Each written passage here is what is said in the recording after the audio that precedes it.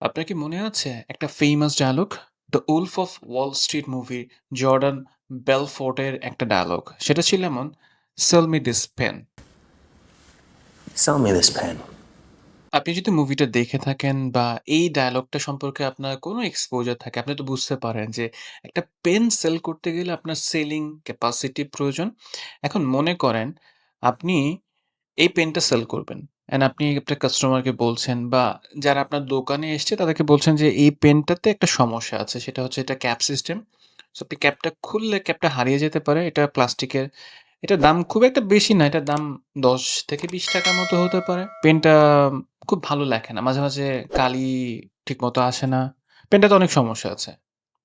আপনার কাছে কি মনে হয় এই পেনটা কেউ পারচেজ করবে, কেউ কিনতে আসবে? সে তো ডেফিনিটলি অন্য দোকানে যাবে বা আপনি হয়তো বলবেন যে, "ওই যে পাশের যে দোকানটা আছে, ওই দোকানে না খুব ভালো, ভালো পেন আছে। ওরা আরো অনেক দামি ভালো পেন সেল করে থাকে। ওদের পেনগুলোতে ক্যাপ হারায় না। ওদের স্টিলের বডি অ্যান্ড দেখতেও খুবই সুন্দর।" আপনি ওই দোকানে যান। আপনার মনে হয় যে আপনার দোকানে এই পেনটা কেউ পারচেজ করবে? আমার কাছে মনে হয় না কেউ আপনার দোকানে ওই কলমটা কিনতে আসবেন। এই সেম ঘটনা যদি এমনভাবে হয়, পেনের জায়গায় আপনার সন্তান এবং আপনি আপনার সন্তানকে বারবার বলছেন যে, "তুমি পারো না।" ডেফিনিটলি একটা মানুষের ভালো দিক থাকবে, ভালো কিছু করার দিক থাকবে, তার কিছু এরিয়াস অফ ইমপ্রুভমেন্ট থাকবে। একটা ছেলে বা মেয়ে অ্যাজ এ স্টুডেন্ট হয়তো ম্যাথে খুবই কাঁচা, কিন্তু সে হিস্ট্রিতে অনেক ভালো। বা সে হয়তো ফিজিক্স ভালো বুঝে কিন্তু অ্যাকাউন্টিং বুঝে না। বা সে হয়তো খুব ভালো আর্ট করতে পারে বাট পড়ালেখায় খুবই এভারেজ। এখন আপনি যদি তাকে ২৪ টা ঘন্টা বলেন, "তুমি ওটলেস, তুমি পারো না, পাশের বাসার ছেলেটা খুব ভালো পারে, ওর পা ধোয়া পানি খেয়ে আসো। ওই দেখো সে রাত ১২টা-১টা পর্যন্ত পড়ছে, তুমি তো ১০টা বাজলে ঘুমিয়ে যাও। তুমি তো কিছুই পারো না, তোমাকে দিয়ে কিছু হবে না।" ওই পার্টিকুলার সন্তানের মাথার ভেতরে ঢুকবে যে সে আসলে ওর্থলেস। সে কিছু পারে না, তার দ্বারা কিছু হয় না। যাও সে পারত, যে জায়গায় তার কোয়ালিটিস ছিল সেগুলো আমরা সোশ্যাল প্যারামিটারে মনে করি এগুলা ফালতু কাজ, এগুলা ওর্থলেস কাজ। ওই ড্রইং করতে পারা, আর্ট করতে পারা, গান গাইতে পারা, সুন্দর করে কথা বলতে পারা, এগুলোকে মনে করবে এগুলো ওর্থলেস অ্যান্ড সে নিজেকে ওর্থলেস ফিল করবে। যখন একটা মানুষ নিজেকে ওর্থলেস ফিল করে, বিলিভ মি সে লাইফে কিছুই করতে পারে না। বাট যখন একটা মানুষ নিজেকে মনে করে যে I can do something, আমি কিছু না কিছু করতে পারি, সে ডেফিনিটলি কিছু করতে পারে। সে আসলেই কিছু করতে পারে বিকজ তার নিজের প্রতি একটা বিলিভ আছে। তার কোর বিলিভটা হচ্ছে I can do this.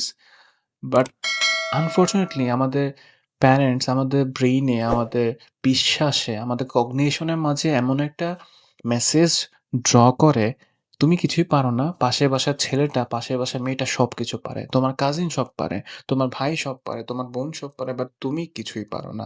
And এই ফিলিংসটা যখন আস্তে, আস্তে গ্রো করতে থাকে, এই থট নিয়ে সে যখন বড় হয়, অ্যাডোলেসেন্স পিরিয়ডে যায়, অ্যাডাল্ট পিরিয়ডে যায়, তখন সে কিছুই করতে পারে না। অ্যান্ড সে বারবার নিজেকে এসে বলে, "আই এম ওর্থলেস।" আমি চেম্বারে এরকম অনেক অ্যাডোলেসেন্স ছেলেমেয়েকে দেখি যারা ১ম এই বলে, "আমি আসলে কিছু পারি না।" তার নিজের গুড কোয়ালিটি সে খুঁজেই বের করতে পারে না।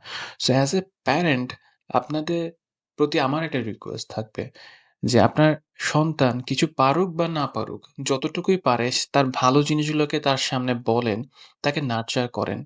তাকে বলেন যে সে কিছু না কিছু পারে। মানে একদম কিছুই পারে না, এই কথা বলার কোনো মানে হয় না। বরঞ্চ তাকে ইন্সপায়ার করেন যে এই কাজগুলো সে ভালো করতে পারে।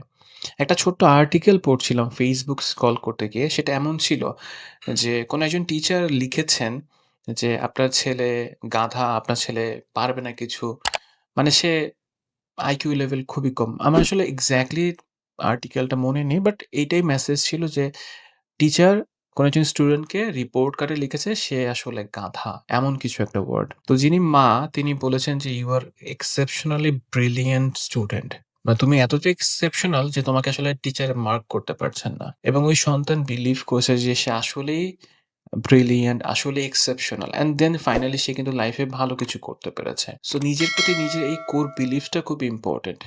বাবা-মা যদি নিজের সন্তানকে রেসপেক্ট করতে না পারে, বাবা-মা যদি নিজের সন্তানকে ওই এনভায়রনমেন্ট দিতে না পারে, ওই বিলিভ দিতে না পারে যে তুমি স্পেশাল, তুমি কিছু পারো, যেটা আমি জানি এবং আমি তোমাকে ওটা নার্চার করতে হেল্প করব। অ্যাজ এ প্যারেন্টস আপনি যদি আপনার সন্তানকে এই বিলিভটা দিতে না পারেন, দেন দুনিয়া কখনোই তাকে ওই বিলিভটা দিবে না। দুনিয়া তাকে কখনোই কোয়ালিফাইড মনে করবে না। সে যদি নিজেকে কোয়ালিফাইড মনে না করে। আমি ফেক হোপ এর কথাও বলছি না যে আপনার সন্তান পারে না তারপরেও তাকে ফেক হোপ দিবেন।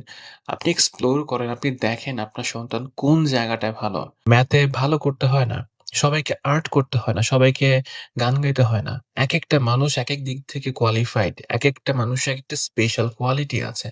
আপনার সন্তানের স্পেশাল কোয়ালিটি এক্সপ্লোর করেন। তাকে বলেন, আপনি যদি আপনার সন্তানকে রেসপেক্ট না করেন, আপনি যদি আপনার সন্তানকে ওই কমফোর্ট জোনটা না দেন, সে তার সবগুলো কথা আপনার সাথে শেয়ার করতে পারে। তার ভালো লাগা, খারাপ লাগা আপনার সাথে শেয়ার করতে না পারে, দেন দুনিয়ার কাছে সে কখনোই মাথা উঁচু করে দাঁড়াতে পারবে না। দুনিয়ার কাছে কখনোই সে নিজেকে সেল করতে পারবে না। তখন ওই সেল মি দিস পেন খুবই কঠিন হয়ে যায়। ওই একটা কলম সেল করাও খুব কঠিন হয়ে যায়।